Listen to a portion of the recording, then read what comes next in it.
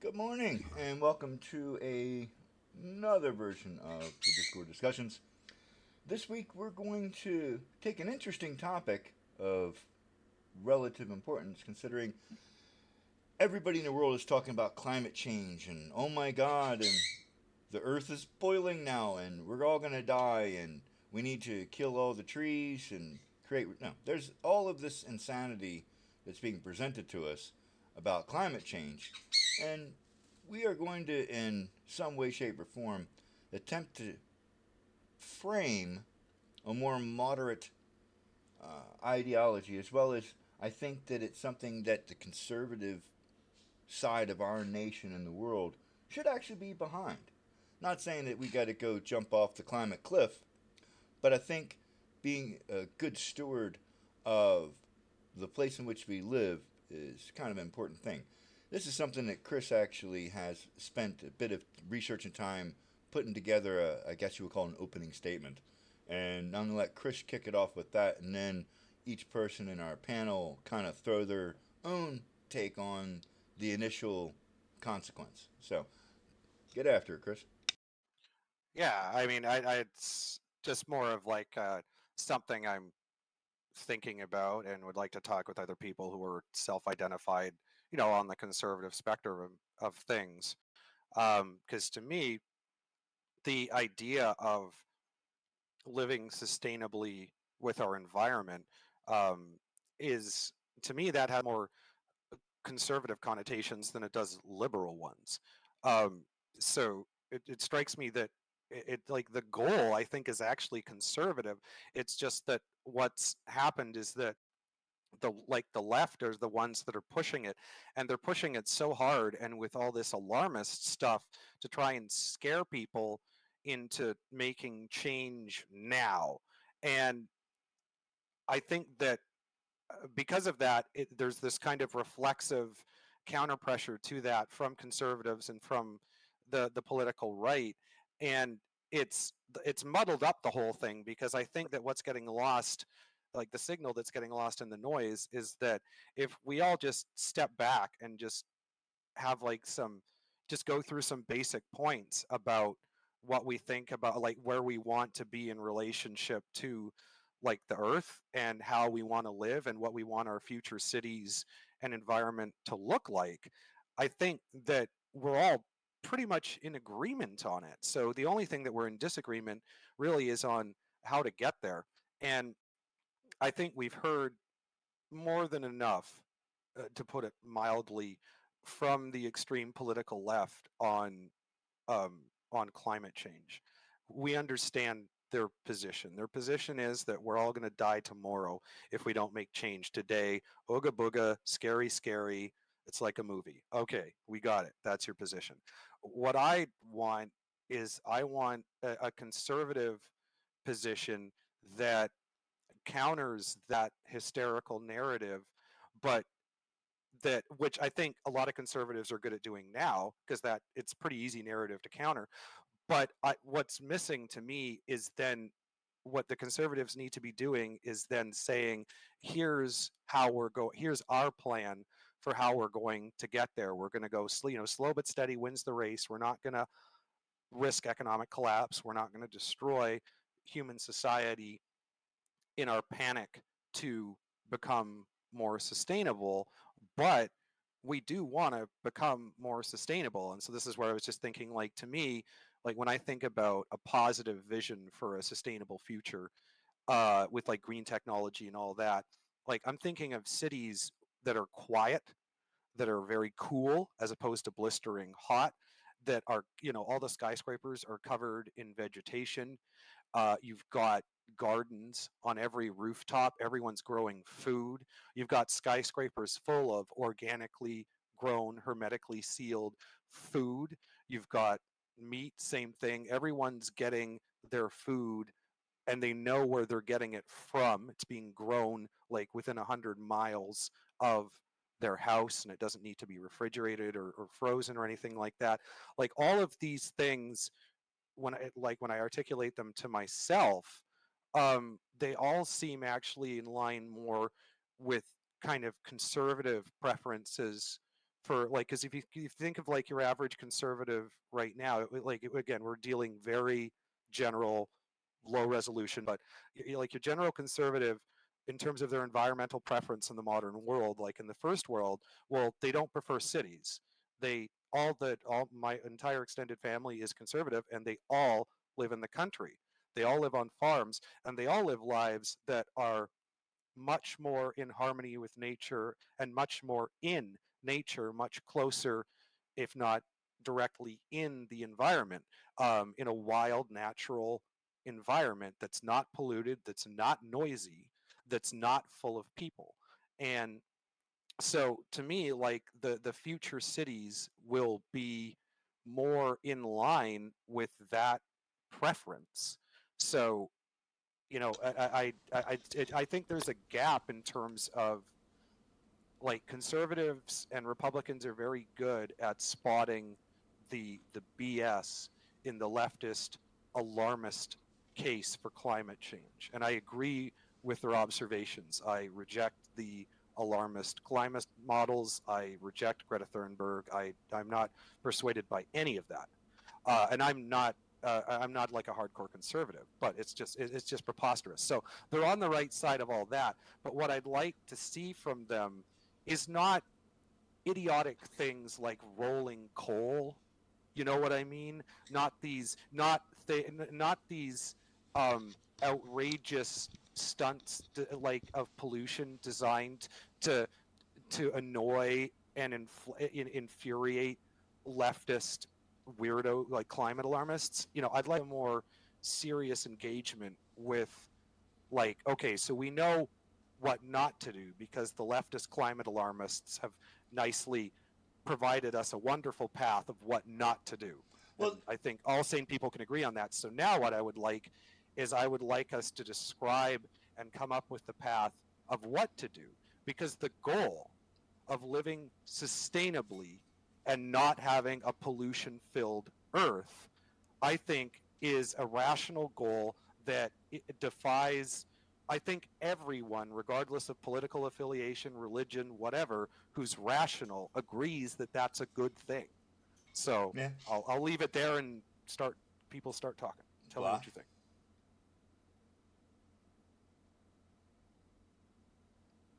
Fly. So to make it clear, what I'd like to hear is just so for example, like some questions. So like one of the things that I put is that like conservatives are generally risk adverse. Like along a dichotomy or a binary, you would say that conservatives are risk adverse, while liberals are the whatever the opposite of that is. They like risk, and so there's a good balance between the two. But conservatives are not anti-progress, because to me that's the difference between a conservative and a fundamentalist.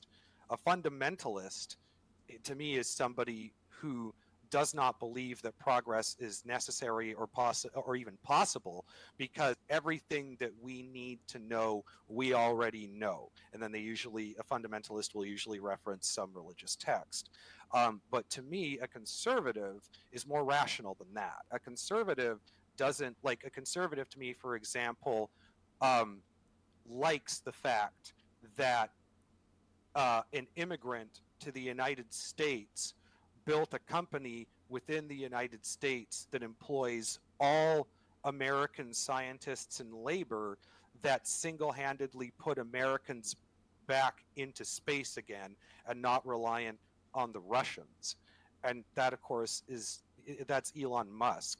And that's like one of the greatest technological leaps of progress that has been made in the last decade, especially the part where the boosters are reusable and self-landing. And I'm not aware of any conservative who thinks that's a bad thing.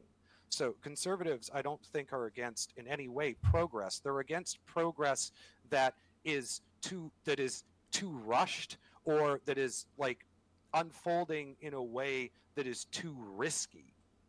And so, but I would just like to hear more and more conservatives just saying, like, just finding that middle ground, the common ground with like the alarmists and saying like, you know, well, like, so an example to religious, a question to religious conservatives would be like, at a fundamental level, does it make any sense to pollute the environment that God specifically handcrafted for us? Does it make sense in any kind of way for us to be cavalier or just kind of uncaring about the negative effects that our industry and plastic and just presence on this earth is having on an earth that was designed for us by God himself? That's it's man, that's to me that sounds like a everything that you just said sound like It's a probing question, right? Like, because I don't I know mean the it answer. sound like a paradise. It sound like it's I can't ever see that happening. Not in my lifetime, next lifetime after that, dude. These Well, people, remember, just for remembering, like these people, they think they're gods. These people, they Okay, want well, to let's control not. everything. I mean, Yeah, but let's not get I mean, distracted on oh that. wow, they want literally destroy mankind. They're the reason why we have pollution. They're the reason why we have GMO foods. They're the reason why we have Well, no, yeah, we vaccines have and pollution fake because of pandemics and pandemics. They are the reason. Okay, but we don't want to like get into demonizing, because also like pollution exists because So- of human industry. Like in the 1940s, for example, there was something called the London Fog. Mhm. The London Fog was a result of their out of control industry, and the London Fog literally killed dozens of people every year. It was a known, you can find the Wikipedia article, it was a known thing, and that's not some conspiracy that was Oh, look dreamed at up the, by whoever. Those are just businesses belching out pollutants with no scrubbers, no sense that what they were doing was So- actually having a material effect on our health. But it killed tons of people. So I'm going to interject for 1 second, and I kind of got direction you were going at, Fly. But Well, but my question is, do you think God would approve of us trashing the earth? so the answer obviously is going to be a no. But I think Well, that- okay, so I would like to hear that from others, because I I know. think the answer is clearly no. so But I think people are afraid that if they're afraid, they sense like this is a leading question. If I say yes to this, you're gonna gotcha me somewhere down the line that I can't see yet. And it's like, no, I don't even know I have hunches and inclinations, but I'm not a Christian. I'm asking the question in honest good faith because I want Christians to answer it. I can't answer it as a Christian. I'm not a Christian. I can do my best to synthesize a biblical response, but that's a pale simulacrum. Yeah, I'm not a real Christian either. so I Well, I guess thought you I'm not were. a Christian either. Phil's I a know. Jew. No, so, I'm spiritual. I So- believe that God to that answer yes and no, because You're a if deist? God didn't want it to happen, he or she or whatever God's this powerful essence, intelligence thing is, it would have destroyed it and remade it. Well, So God gave us free will and we're destroying ourselves. so Well, yeah. That's why we have to be concerned with the consequences. One of the things I actually wrote down, because I've heard some Christians and actually some Muslims say something to the effect that God would never allow Earth to be destroyed through any action of our own or anything else. And to me, that's really not consistent with how I've heard Christians and other monotheists describe God's agency and methods. Okay, and the so- main way they describe it is free will. As you said, Fly, God gives us free will. So by doing so, we can know that will God prevent us from destroying ourselves? no, not at all. So No. So we as- have to be concerned with the consequences of our actions. As Phil, you're my Jewish representative. What's the Jew take on climate?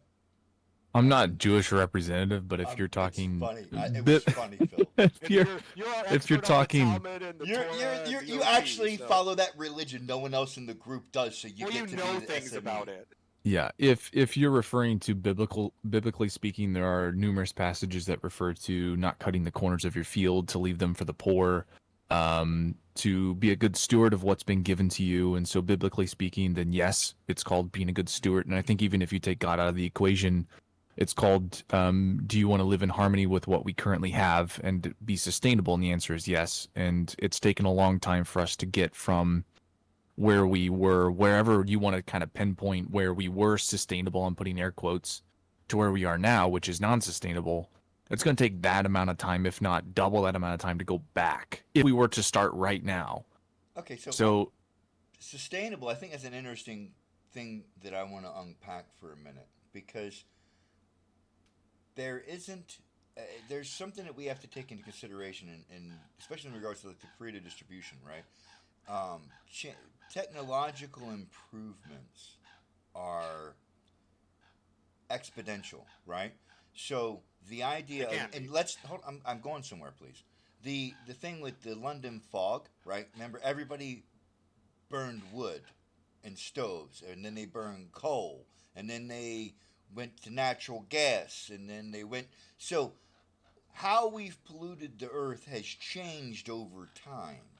Okay, so to say we need something sustainable, see, I don't know that that's a really good goal, right? I think the goal should be to attempt to evolve our technology to have the least negative impact on our environment. Well, that That's- would be that's a exactly what I- reasonable definition it- of sustainable, we- because claiming, like, if our goal were to have literally zero negative That's what they say. impact, Net that's zero. impo- Net zero No, is yeah. everywhere. No. Net zero that's not Carbon what net zero emissions. means. That's Well, yeah, exactly. CO2. there is a Not cycle what of that life. means. There's a So cycle of nobody's life. saying, so to be clear, when Mhm. people talk about sustainability, nobody who's sane and rational and should be listened to who's talking about it is talking about it at an absolute level. It would be to Correct. the best of our abilities. It would be like there would be a balance between, like, the most sustainable way for us to be in harmony with the planet would be to go back and with candles and horses and abandon electricity altogether. We're obviously not going to do that. So No, there we is like a that air balance conditioning. between. Well, yeah, there's a because we like progress. We like things. We like as a general rule, you could say we like to leave the world in a better position than than how we came up in it as kids. We want it to be better for our children than it is for us. I think that's like a pretty good basic metric or hermeneutic to use. That's a good question. And- Are we better now than we were in the 1800s? In some No. areas, yes. In other areas, Depends on absolutely how not. you measure it in Yeah. in all the metrics that matter, save one. To me, we're better. The only metric that I'm aware of where we are worse is in self-reported happiness and fulfillment. There we seem to be going really downhill. But in terms of life expectancy, quality of life, amount of pain and suffering in your life, the amount of time in your life that you are terrified whether or not you will even survive to see the next day, all those things have been so greatly reduced. It's incredible. I mean, So capitalism is amazing, is what I'm but- going to say there. So the reason I mention that is, okay, if we looked at it, because everybody wants to go back in time and say the Earth was so much healthier before us, right? As if we're the plague of this planet. Well, it was healthier in a certain sense, but so what? We're Right. not going back. So to me, it's just kind of a useless hypothetical. Right. And Like, we're not going back, we're not slowing down. So anyone suggesting either of those So things, I think there's is can be ignored. so that's where I We was. just have to figure out a better way to go. So that right now, there we're becomes the acting question. like idiots. So there comes the question: is how do we move forward at a pace that is sustainable in the context of we're not immediately upsetting everything in our culture, but on the same token, and again, honestly, I know the answer. Well, to this we know question. what not to do, right? Right. The leftists have shown us what not to do. It's exactly what Fly was talking about. They're acting like our gods. They're acting incredibly condescending, all-knowing, and they're using the most basic methods of persuasion and compulsion and control possible, which are therefore the most insulting to use with adults, in that they're just trying to scare us. But then when we ask questions about about their claims, rather than reacting with calm reason and evidence and argument, they freak out, throw these huge emotional tantrums. So, like, we know from the left what not to do, how not to roll it out. I think Elon Musk has given us a great example of the proper way to roll it out, which is with capital, which is let capitalism do it. Well, he's been doing that. Yes, he's been proving it by just making it happen. We didn't have to force people to become early adopters of the electric car. All we needed was for product. capitalism and the environment to create a space to allow someone like Elon to come along and produce a product, an electric car product that's so exciting and novel and cool that people will voluntarily. And that's what that's where the left really falls down. Is they're, like Fly said, like they're in this I mean, there's authoritative nothing new. state of mind where it's like, we're just gonna make people do it, and it's like Yeah. that. No, Go ahead, Fly. There's nothing new underneath the sun. We had electric cars over 100-something years ago. We had free energy. big oil has been Yeah, we had free energy. We had with capitalism, right? Like, There's nothing new underneath the sun. We just made it better. We've It looks improved our better, but there's technology. nothing new. And you got to understand AI. people are man, still they people, bringing is what you mean by that. Yes, Yeah. there's nothing new They under the bring sun. on in terms of, AI. like, people are still They going to act feel like AI assholes. will run the world. Depopulate and let AI run the world. But, to me, AI is just an unconscious version of us that is missing self-aware and empathy Yeah. piece of coding. That's all it is. Like, all it's doing is all our current versions of AI are doing is rehashing what we've already come up with. They're not going to come up with anything original. There's They're no not intelligence in AI right now. It's The way- functional Right? when- It's intelligence, but it's not missing the ingenuity. self-aware piece, the empathy piece. All they're doing is just learning algorithm, learning Well, that. it can't come out. It can't produce new data. All it can do is produce rehashing of data that human ingenuity has already come up with. Currently. But if you want to It's going to be able to be it's going to be able to come up with new things soon. That's the scary part. That's coming. Yeah. There's no invisible boundary that prevents AI from ever being creative. For the original ideas, it's coming. They're working on that. It'll be in our lifetime. So I don't know what. Man, I would they're love gonna to do see then. green energy. I would love to see we come together as people, as one, and live from the earth again. I mean, I just don't see that So- ever happen. Okay, I'm gonna bring up an interesting topic because my wife and I are participating in it. Grounding. So I'm not sure how familiar you are with the Yeah, science Very. of what that grounding. is. I don't know what that is. So grounding is been proven. It's a proven science. If you take your bare feet and put them on the earth, okay, yes, the actual yes, earth, yes. okay, Yes, it has yes. a gigantic improvement on your health. Okay, your blood yes, flow and is hug better. the tree. Hug Okay. the tree. So hold I do on. it every Saturday So when I run. listen. It's one of the first things that they teach you, So- like when you're struggling with anxiety, like I have for Walk outside, decades. scratch. One of the first things they teach you that you don't even have to go outside. It's called the grounding exercise, where you plant your bare feet on the ground and then you just focus all of the totality of your, like, it's just on that. And yeah, so Energy. there's But something so to hold it. on. Vibration. So Energy. here's the thing, though, right? The Earth has electromagnetic poles, right? Yes, Top yes, and bottom. yes. So when you are actually connected to the Earth, and think about it for a minute, we didn't used to wear rubber-soled shoes, okay, for a very long time, and our health has deteriorated at the point we all started wearing insulating shoes to keep us off of the Earth, not touching the actual Earth. So there's an absolute connection between our health and the planet itself in regards to the way it impacts our body when we're actually connected to the earth. So I think there's more than just a symbiotic relationship between the place in which we reside and us as a species, because there's science behind grounding. So how and do being on. astronauts survive? So I'm not saying you can't, but what I'm discussing. Okay, yeah, because is like that that there's- sounds like a complete. No. What I'm implying. They missed the forest for the trees on that one. No. What I'm implying is that our planet is part and parcel to who we are as a species, and That's true. like our heart is electric, right? That's true. there's a lot of we conduct electricity, like there we have current. Yeah, but this is all woo. This is what we call science woo. This is the kind of Well, stuff that Deepak Chopra.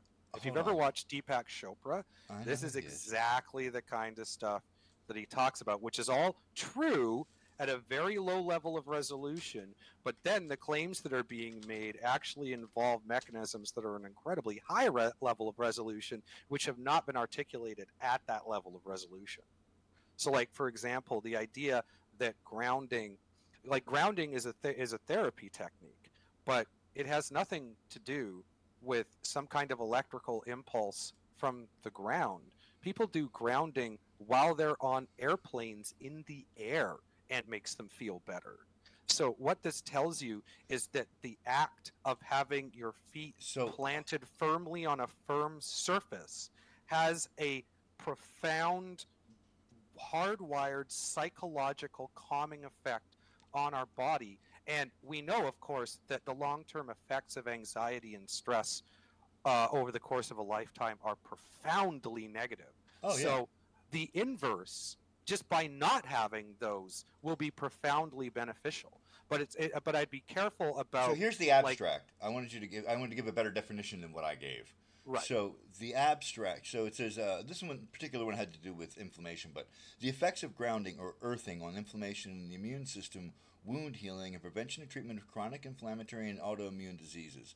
The abstract. Multidisciplinary research has revealed that electricity conductive contact of the human body with the surface of the earth, grounding or earthing, produces intriguing effects on the physiological health. Such effects related to inflammation, immune response, wound healing, prevention and treatment of chronic inflammatory. Here, post the link. Yeah, those all sound like things that, taking a person from an anxious state to a calm state would benefit.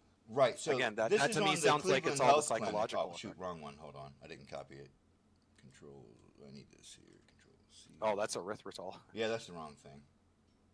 Let me delete that. So, part of the reason I mention this is that. Let me see. Did I pull it up? Somehow it didn't. No. Hold on. Let me get a better copy of it. I have heard that there is some, I guess, pseudoscience behind it, and I think from a negative standpoint, There it is. i.e. a negative charge standpoint, there is some validity to it. Oh no! And I think it should be searched. So and my reasoning for bringing it up in the topic of climate change is that it goes hand in hand with the idea that we should actually conserve the place that we live, considering just being physically on it and not being disconnected from the earth has a negative impact on our actual health. So there's got to be a connection between. Well, people living in cities, right, are not as healthy as people happy. in that. Yeah. Again, so okay, let's. I know you've done quite a bit of research on this, Chris, about the tribes that haven't evolved. That they can run and run and run and run. Like they eat terrible. Like I'm trying to think where you were talking. You were talking about this in one of our old podcasts. I don't know of anyone where they eat terribly. Well, they eat fat and their diets are not very good. But they run everywhere. They have no heart disease. But these people never wear shoes. They're all barefoot. They live. Oh, there's those. Oh, it's that tribe. That tribe of. They're in Mexico. Yeah, they live long times. Yeah, all they eat is just like corn, and they just eat like carbs. All they do is carb load, but they run. All they do is run. All they do is run and carb load. Yeah, and they live forever, and they're super healthy and happy. And so, but yeah, I mean, they're connected to the earth. So I think that they're well adapted. Yeah. But there has to be a relationship that we have to recognize as a group, as a society. But we're going to adapt to space too. Remember, when astronauts go into space, what we're discovering is we have people in space for longer and longer durations. Right. Is that our bodies actually start to adapt to space, and that is good for while you're in space, but it has very negative consequences once you're back on Earth. Yeah, like your bone density has decreased significantly, your muscle tone has decreased and mass is all decreased because your body is just this giant efficiency machine that's always looking to make itself as efficiently configured as it can with its current environment. So, and that's not a conscious thing; it's deeply, but it's there because But we've the Earth seen does it the in same thing. space. So Absolutely, yeah. So we're made to live on Earth, but at the same time, when we're put into space, we immediately start adapting to space. Well, I What we think are that's is the very adaptive. well, I think that's Which is good. our miracle of the humanities. You know, is that we are adaptable to just about anything. It's good that it's like because it's very easy to think that some organism perhaps could evolve to have the intelligence and technology to get into space, but then just the way it's configured, it cannot handle 0G. It's like its internal equilibrium sense and whatever. They just get in 0G and they just start vomiting in a circle nonstop and pooping until they die. Like, there's nothing to say that you couldn't have, because no organism is going to evolve for space. It's evolving for terrestrial. So the fact that we can adapt to space really is a happy, I want to say it's an accident or an artifact of our evolution, because it couldn't have been evolved for. We've never been to space. We don't evolve for the future. We evolve for the present. Like, you could call it miraculous. I would say it's definitely lucky.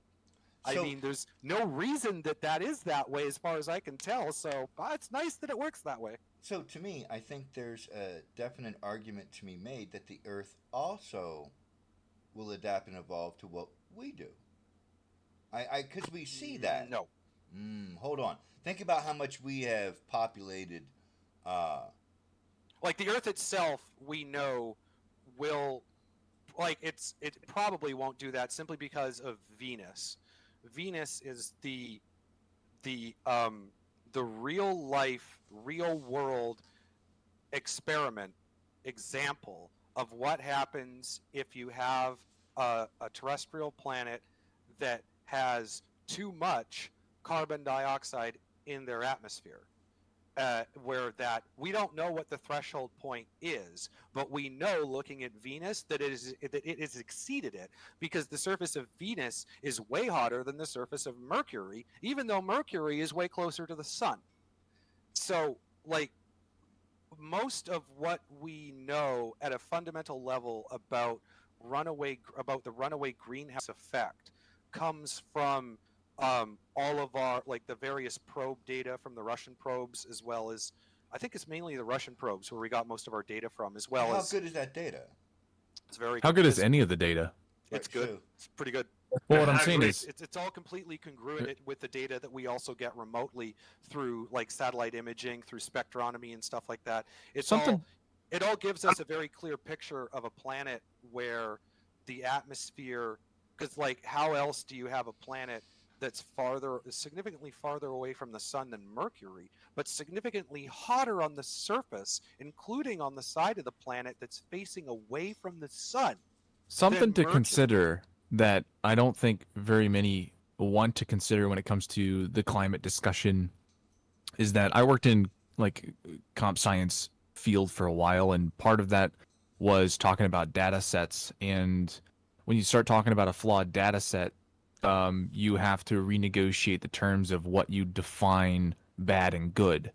And so when we talk about climate change, we're only talking about roughly, let's be very generous, of 150 to 300 years of cataloged climate data of just our terra forma. So to say that we understand the ebbs and flows of our climate is it's preposterous. Depends what you mean by climate data. We have much more than 300 years worth of. We have temperature. general ideas, but we don't have actual readings. We don't have Sorry, not temporal readings. readings. Yeah, We have when ideas, was the right? thermometer invented? Yeah. And then if you go even further than that, if we haven't fully understood the depths of the ocean that we currently live on, the planet that we currently live on, how are we assuming that we know what's going on Venus if we're just taking a snapshot from Venus? Let's say we are on Venus. I'm just paraphrasing here. Let's say we did go to Venus and we're like, oh, we went to Mars. Like, let's just say we go to Mars, we land a rover, we're good to go, and we take a snapshot. That snapshot is only what? Time frame of how many years? Yeah, but we're not. And if we're talking but billions of but years, that's not, then that's not how You're Like not being very that, congruent by saying but we that know doesn't where it's map going. onto. But that doesn't map onto what we've done, because the probe data also is congruent. Like there's other sources of data for temperature readings on a planet, for example, besides sticking a probe in. We can tell the temperature, the surface temperature of a planet from our planet if we're within the solar system. There's like there's a whole bunch of techniques to do it. So we're not relying on one. If we only had one source of data, the probe data, then yeah, that would I'm talking that would be time very frame. soft. But we've Like, got I'm just we've assuming been that we're studying correct. Venus since like the 60s. Yeah, but 60s. It's only been what? How many years? Less than 100 years. Well, so what's probable that What I'm that- referring to is we talk about at least from, that in I the guess, a last general. that in the last like 100 years, Venus suddenly changed itself radically and became the thing that we saw in the last 60? I'm not I guess saying that that's there's possible, any. but I'm not that's saying like, there's any like radical changes. What I am saying is the time frame snapshot that we're taking. Let's say that it is 100% true, the data that is correct, right? The snapshot that we're taking is such a small window picture that we don't understand what happened before and what's going to happen after because yeah, we but can't don't predict it. care. Like we're looking at that not for some So the answer- time frame. We're looking at it to understand the mechanism by which a planet can become hotter than a planet How? that's closer to it than the You- sun. Exactly. We're looking You're at it making an for assumption the- based for the upon mechanism. let's say a 30-minute window shot, right? Let's say they got data No, it for has 30 nothing to do minutes. with it. Has not okay. None of the You don't know calculations the involved- variation. none You of don't the know on calculations every single involved have data point. anything to do with time. You're Okay. fixated on time as though You're- it's relevant. you're It also- has nothing to do with it. Then if time doesn't have anything to do with it, that means the Earth has stayed the same climate for No, it has infinity. nothing to do with the mechanism for the extrapolation of the mechanism of runaway greenhouse effect from How are we the assuming data. We're assuming it. How was it based on before? How heat interacts at a fundamental chemical level with carbon dioxide and other things. Like it's all based on chemistry. It's not, and time doesn't really have anything to do with it because the mechanism builds up over time, but once it's there and it's there now, the runaway Yeah, chemical greenhouse effect OT is there now, happens. then we can look and see it now and see, well, that's the mechanism.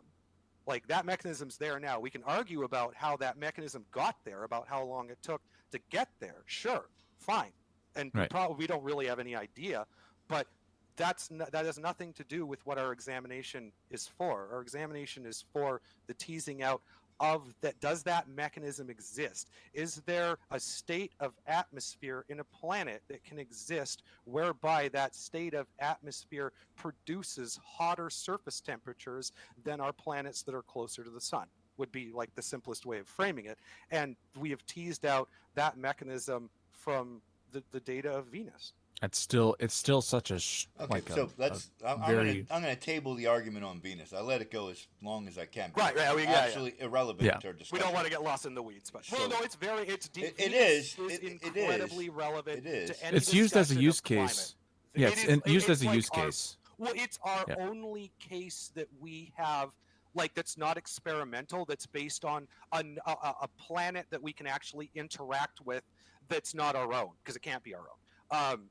It's the only case that we have. It's something I actually wrote was that, like, for the Christians, God works obviously in mysterious and subtle ways.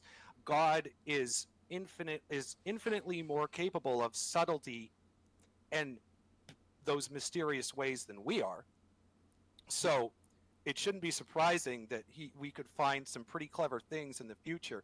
And doesn't it sound kind of clever if God put Venus there as like just the penultimate possible example of like, oh, by the way, you might want to keep track of like the atmosphere of your planet. You want to keep an eye on that because for whatever reason, it doesn't have to be human industry, just too many volcanoes erupting. Like volcanoes produce so much pollution. Oh my God. Like too many volcanoes erupting could definitely cause a runaway greenhouse effect. That would have nothing to do with us and we'd still have to be concerned with it, right? Because we want to live here. So like it's just knowing that mechanism is there is so useful to us. And would it be in keeping with that subtle and mysterious way of God? He just happened to put Venus in our solar system. It's incredibly Earth-like, except for one thing. And that one thing is actually rather useful for us to know about. Just a thought. So, one of the things that I believe we can start moving towards as a society that I don't think anybody can really disagree with is starting to consider the idea that our planet or the place in which we live should obviously be taken care of. Like this is such a no-brainer. It's the method that we do it, and I think the difference in a conservative versus a progressive wants to limit the use of something. The conservative wants to allow for the marketplace to evolve the challenge. Like, and I'm going back to my initial analogy I'd used about London, which was, it went from wood to coal to gas, etc. So our methods for polluting the earth, as it were, has, I think, over time gotten better, not worse. What I think has changed more than anything is that we've multiplied the number of ways we pollute the earth, whereas before we were polluting the earth pretty much exclusively only based on materials that we could gather or dig up. Now And we're it didn't creating matter. it. Like but like before 400, like pre 300 years ago, all of human polluting industry would have been vastly eclipsed by a single significant volcano. I mean, it just like we didn't have We didn't any kind of impact that mattered. Wildfires were having more impact than us until we developed heavy industry. Well, It's looking like we were sitting there talking about volcanic eruption, whether or not it actually has any sort of, it contains greenhouse gases, but there's no, based upon at least USGS, it doesn't reference any sort of global warming or any type of warming, atmospheric warming by volcanoes of any kind. Who doesn't? I'll link it. USGS. What? Yep. That's hilarious. Yeah, I'd like Yeah. to see that because volcanoes are regularly cited as one of the largest producers of greenhouse gases. Yeah. In fact, in Venus, they are. We can't really tell because we don't have the data yet. But the primary source, like the main explanation that scientists have for how Venus got to be that way, is tons of volcanic activity. So Yes. I'd be very. So it's in the first paragraph, it says volcanoes release less than 1% of the carbon dioxide released currently by human activities. Volcanic release of carbon dioxide as the deep geological past did not cause any type of global warming and possibly some mass extinctions. This is a topic of scientific debate at present. Oh, okay, yeah. Yep. So there you go. So you're still talking 4.99 billion metric tons of CO2 emission For what? in 2015 by the United States. Oh yeah, that's a ton. Yeah, Well, that's China now- quadrupled that's because that. of Helens. That's because St. We're- Helens. Like, to be clear, but like we're not. Yeah, I was about to say human industry vastly outpaces volcanoes now. Yes. Yeah, and that's not what it like. It's that's a recent Back then, thing. no. But back then, no. It was just what I was saying. Yeah. I said pre 300 years ago. Yeah. But it's just interesting that they haven't found any correlations between volcanic eruptions and any sort of global warming percentages. No, if you were to throw it on because- some sort of percentage. I mean, it's a small percentage. I get that, but No, yeah, it's because of when massive volcanic eruptions happen, it causes global cooling because the dust cloud that surrounds the Earth reflects a percentage of the sun's rays back before they even touch the Earth, so there's no warming from it. correct. Same thing with nuclear winter. Yeah, wouldn't that be fun? And sustainable energy is something that I see us getting. I look at, interestingly enough, the Navy. Right, we play World of Oh, and they're Warships, also right? talking about global volcanism at its current levels. Our current So- levels are low. It's been much higher in the past. My thing is, you look at like a Gerald Ford aircraft carrier, right? That's a city, essentially, on water. It is. And that reactor can run for like 30 years, right? Without doing anything to it. And then Yeah. you could They only have take to. They have to refuel for food. Yeah. It's just to feed the people. Yeah. So that tells me that we've been able to reduce the size of our power requirement, or the mechanism to produce power. Like, why are we not looking at nuclear at, because again, I'm using the Army. It's like, okay, and I'm sorry, the Navy. You've got sailors on ships that are nuclear, on submarines for 50 years plus now, and none of them are all dying in mass. There's no meltdowns. There's no real. I've yet to see negative drawbacks on any of the naval personnel or Nuclear naval power is good. Why and are is we not? clearly going to be part of any future society that is sustainable. And it's one of the places where the leftists are really, really wrong. By a like lot. the science, like they point to Chernobyl as though that is some kind of damning refutation of the philosophy of nuclear power. And it's like, no, everything that we know about Chernobyl after the fact tells us that it was a terrible design that never would have been approved in the West or actioned, crude by people that didn't really know what they were doing as well as they should.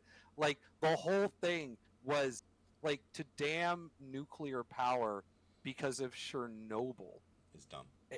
Is dumb. Yeah, I mean, it is like, no, that's the exception that proves the rule. That's like, when you look at how many violations of like engineering standards, especially around like nuclear reactors and stuff like that, of the West, of the rational world, that they violated. The design from its start was bound to failure. It was so terrible. And it's like, yeah, no, you have to go to great lengths to screw up nuclear power. Russian lengths, Soviet Union, Russia lengths. Like, well, there's also a lot of like actual mistakes that were made in the process. Even if they had followed the full process that they had at Chernobyl, they would have averted the disaster. It's just there was a problem that if this There's people happened, at the then yeah, and it's like, there are hundreds of nuclear reactors producing power all across the world, and there have been for over half a century. And we've had two incidents. We've had Chernobyl and Fukushima, and both of them, with hindsight and with proper autopsies and analysis of failure, have nothing to do. Like, they were both completely preventable. With hindsight, too, there were warnings. Fukushima, there were tons of warnings. Engineers had, 3 years before the tsunami hit, engineers had come out there and rated that their tsunami defenses were grossly insufficient.